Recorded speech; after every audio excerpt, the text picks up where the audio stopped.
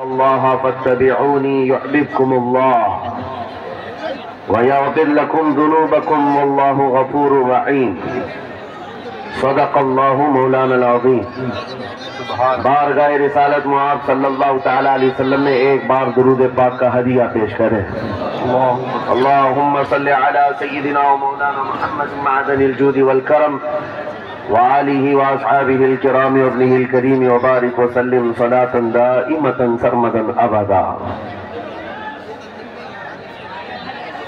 آج ہلدوانی کی تاریخ میں ایک عظیم سماع روحانی مشن کی طرف سے قائم کی ہوئی روحانی مجلس میں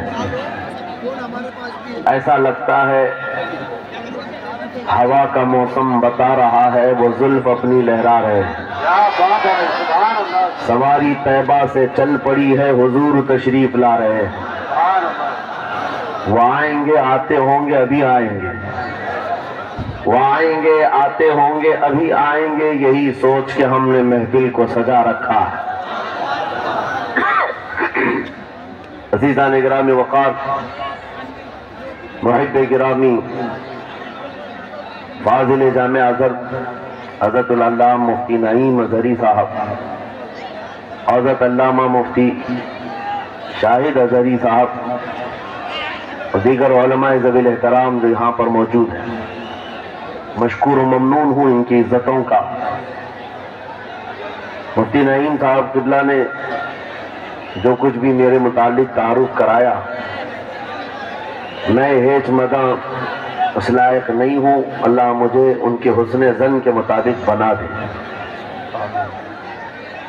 یقیناً وہ میری صحبت نہیں بلکہ میں ان کی صحبت حاصل کیا، اور ماشاءاللہ یہ وہ علماء ہیں جو اپنے دور طالب علمی میں بھی اپنی صلاحیتوں اور اپنی اخلاق کی بلندیوں کی ایک چھاپ چھوڑتے ہیں۔ ہمارا انٹروڈکشن تو صرف اتنا ہی ہے جو دنیا آج ہمیں پہچانتی ہے۔ یا رسول اللہ تیرے عشق کی بدولت مجھے زندگی ملی ہے، میری بات بن گئی ہے تیری بات کرتے کرتے، ہے جو زندگانی باقی یہ ارادہ کر لیا ہے، تیرے منکروں سے آقا میں مروں گا لڑتے لڑتے۔ بڑی عجیب بات ہے، میں آپ حضرات کے درمیان یہاں آیا، علاقے کی جغرافیت معلوم کرنا میری عادت رہتی ہے، اتفاقی بات ہے۔ مولانا شاہد صاحب اظہری نے یہ مجھے بتایا کہ یہ چوک بھی مجاہد چوک کہلاتا ہے، اور یقیناً یہاں مجاہدین کو ہونا بھی چاہیے، اور شاید 17 نمبر بھی ہے کچھ جو ہمارے بدر کی تاریخ بھی ہے، جہاں 17 نمبر بدر کی تاریخ یاد دلائی جائے اور نام بھی مجاہد ہو تو وہاں کے بندے کو بزدل ہونا زیب نہیں دیتا۔ نعرہ تکبیر، نعرہ رسالت، لبیک یا رسول اللہ، لبیک یا رسول اللہ۔ اے سنی نوجوانوں، آپ کے اس جلسہ پاک میں آنے سے قبل ڈاکٹر سمیع صاحب نے مجھے یہ حالات بھی سنائے اور بتا رہے تھے کہ یہاں کس طرح کی واہیات اور خرافات بھی چل رہی ہیں، لیکن ساتھ میں ایک افسوسناک خبر یہ بھی ملی، ایک اتنا بڑا گنجان آباد علاقہ جس پر ظالموں کی بری نظر لگی ہوئی ہے اور وہ تمہارے گھروں سے تمہیں بے گھر کرنے کی کوشش میں لگے ہوئے ہیں۔ ایک بات یاد رکھو، میں آج کے اس منبر سے انہیں پیغام دے کر کے جاتا ہوں، تم کیا تمہارے باپ داداؤں نے بھی اکھاڑنے کی کوششیں کی ہیں، اور صرف یہ ایک خطہ نہیں ہے، ایک خطہ نہیں ہے، ان کیڑوں کی تو کوئی حیثیت نہیں، ان کا باپ اسرائیل مل کر غزہ کو کچھ نہیں کر سکا۔ قتل کرنے کا مطلب فنا کرنا نہیں ہوتا۔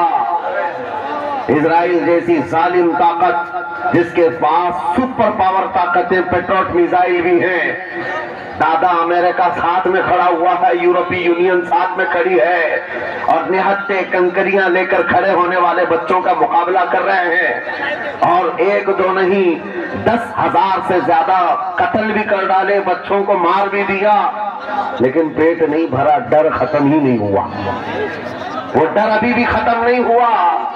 ہزاروں کو قتل تو کر لیا، لیکن رات کی نیند اور چین ابھی بھی بیکار ہے، غارت ہے، کیونکہ انہیں اندازہ ہے اس بات کا کہ ان میں ایک بھی زندہ باقی رہ گیا تو کل کا وہ صلاح الدین بن سکتا ہے، تاریخ دہرائی جا سکتی ہے۔ تمہارے علاقوں کو اکھاڑ پھینکنے اور اس کو بے گھر کرنے کی ایک ہی سازش ہوتی ہے کہ یہ غلامان امت محمدیہ میں رسول پاک صلی اللہ تعالیٰ علیہ وسلم کی اس امت میں کوئی شیر بیدار نہ ہو جائے، ورنہ کتوں کی نیند حرام کر کے رکھ دے گا۔ میرے عزیزو، اپنی ویلیو سمجھو، اپنی حیثیت سمجھو۔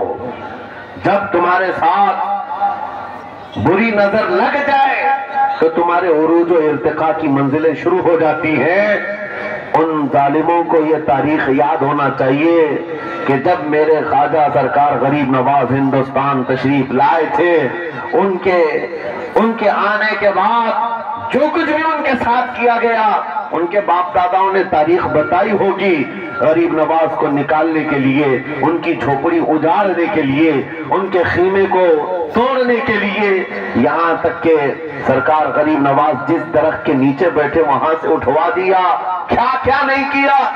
لیکن آج تاریخ 800 سال کے بعد بھی سناٹے تاک تھپڑ مار کر کے بتا رہی ہے، جس کو تم یہاں سے بے گھر کرنے کی کوشش کر رہے تھے، اللہ نے اسے ایسا بادشاہ بنایا، تمہاری حکومتیں 5 سال کے بعد ڈیل ڈول ہونے لگتی ہیں، اور اس مرد قلندر کی حکومت 800 سال سے چل رہی ہے، وہ بھی گردنوں پر نہیں لاکھوں دلوں پر حکومت قائم ہے۔ کیا بات ہے، سبحان اللہ۔ قرآن میں اللہ فرماتا ہے وَأَمَّا مَا يَنْفَعُ النَّاسَ فَيَمْكُثُ فِي الْأَرْضِ، جو لوگوں کو نفع دیتا ہے وہ زمین میں برقرار رہتا ہے۔ قرآن کی آیت پڑھ کر کے میں تمہیں حوصلہ دیتا ہوں، تمہیں یہ حوصلہ دیتا ہوں۔ اللہ نے قرآن میں فرمایا اِنَّ أَرْضِي وَاسِعَةٌ، میری زمین بہت کشادہ ہے، میری زمین بہت کشادہ ہے۔ رب تعالیٰ فرماتا ہے وَلَقَدْ كَتَبْنَا فِي الزَّبُورِ مِن بَعْدِ الذِّكْرِ أَنَّ الْأَرْضَ يَرِثُهَا عِبَادِيَ الصَّالِحُونَ، ہم نے زبور میں یہ لکھ دیا ہے کہ ہم اس زمین کا وارث نیک بندوں کو بنائیں گے۔ سبحان اللہ۔ آپ اس بات کے خوف میں نہ رہے، اس بات کے خوف میں نہ رہے۔ عزیزان گرامی وقار، جو کام تمہیں کرنے کے لیے کہا گیا ہے وہ کیا ہے؟ وہ ایک ایسا انقلاب اس زمین سے آنا چاہیے، ایک ایسا انقلاب۔ آپ کو میں ایک بات بتا دوں تاریخ میں، جو تمہاری سچویشن اور تمہاری حالت کے مطابق ہو، میں وہ بات کرنے کی کوشش کرتا ہوں تاکہ تمہارے دل پر اثر ہو۔ آپ جس علاقے میں رہ رہے ہیں، آپ یہاں کے حالات بہتر جانتے ہیں۔ وہ دن یاد کرو جب نبی پاک صلی اللہ تعالیٰ علیہ وسلم نے اعلان نبوت فرمایا مکہ میں، اور اس کے بعد کفار و مشرکین کا ظلم شروع ہو گیا، غریب صحابہ کو پکڑ کر مارتے تھے۔ حضرت بلال حبشی، حضرت خبیب ابن عدی، حضرت خباب ابن العرد، حضرت زید بن دسنا، حضرت عمار بن یاسر، یہ وہ صحابہ ہیں جن کو صرف مارا نہیں گیا ہے، آگ میں تپایا گیا ہے، سب کر لیا۔ موب لنچنگ مکہ کے ظالم کرتے تھے، اور ایک دن ایسا آیا، توجہ میں جو کہنے جا رہا ہوں، نبی پاک صلی اللہ تعالیٰ علیہ وسلم حرم پاک میں داخل ہوئے، مسجد حرم میں آئے۔ خانہ کعبہ کی چابی اس وقت عثمان بن شیبہ کے پاس ہوا کرتی تھی، جو ایمان لائے ہوئے نہیں تھے۔ یہ حضرت عثمان غنی نہیں ہے، وہ دوسرے عثمان ہیں۔ عثمان بن شیبہ کے پاس کعبے کی چابی ہوتی تھی۔ حضور پاک صلی اللہ علیہ وسلم نے ان کے پاس آ کر کے کہا عثمان کعبے کی چابی دو، دروازہ کھول کے میں اندر جانا چاہتا ہوں۔ انہوں نے کہا نہیں، تم ہمارا دین چھوڑے ہوئے ہو، ہمارے دین سے تم برگشتہ ہو، میں تمہیں کعبے میں اندر آنے نہیں دوں گا۔ کس سے کہا؟ کائنات کے آقا و مولا رسول اللہ سے۔ حضور نے کچھ نہیں کہا۔ توجہ، میرے آقا نے فرمایا عثمان یاد رکھنا ایک دن یہ چابی میرے پاس ہوگی، اور یہ چابی میں جس کو چاہوں گا دوں گا اور قیامت تک اس سے کوئی چابی چھین نہیں سکے گا. سبحان اللہ سبحان اللہ. اتنی بڑی بات، جبکہ مکہ کے حالات بہت الگ تھے. جگہ جگہ صحابہ کو مارا جا رہا تھا اور چھپ چھپ کر کے اسلام کی تبلیغ کی جا رہی تھی. اس زمانے میں میرے آقا فرماتے ہیں عثمان یہ چابی ایک دن میرے ہاتھ میں ہوگی کعبے کی، میں جسے چاہوں گا عطا کروں گا اور پھر قیامت تک اس سے کوئی چابی نہیں چھین سکے گا. یہ حدیث پاک میں موجود ہے. عثمان بن شیبہ کہتے ہیں پہلے تو مجھے ہنسی آئی کیونکہ یہ خانہ کعبہ کی چابی کی ذمہ داری عام نہیں ہوتی، خاندانی ہے، برسوں سے چلی ہوئی وراثت کے ساتھ آتی ہے. اور یہ اس طرح سے مجھے کہہ رہے ہیں کہ چابی ان کے پاس چلی جائے گی. اور پھر عثمان بن شیبہ کہتے ہیں ان کے حالات دیکھ کر کے تو لگ نہیں رہا تھا کہ چابی جائے گی، لیکن جلال جس انداز میں گفتگو ہو رہی تھی یہ دیکھ کر ڈر بھی لگ رہا تھا کہ کہیں یہ سچ مچ چابی لے تو نہیں لیں گے. پھر عثمان بن شیبہ کہتے ہیں وہ حالات بھی آ گئے کہ جب رسول اللہ ہجرت کر کے چلے گئے مکہ سے، صحابہ بھی گھر بار چھوڑ کر چلے گئے. عثمان بن شیبہ کہتے ہیں اب تو دل میرا چوڑا ہو گیا، کہاں مجھ سے چابی لینے کی بات کر رہے تھے، کہاں ان کا گھر بھی نہیں بچا، گھر بھی چھوڑ کر جانا پڑا. اگر کل تمہارا گھر چھوڑ کر جانا پڑے تو میری یہ بات یاد رکھنا، اس حدیث کو یاد رکھنا. حضور پاک ہجرت کر کے چلے گئے، صحابہ بھی اپنے گھر بار سب چھوڑ کر مدینے چلے گئے.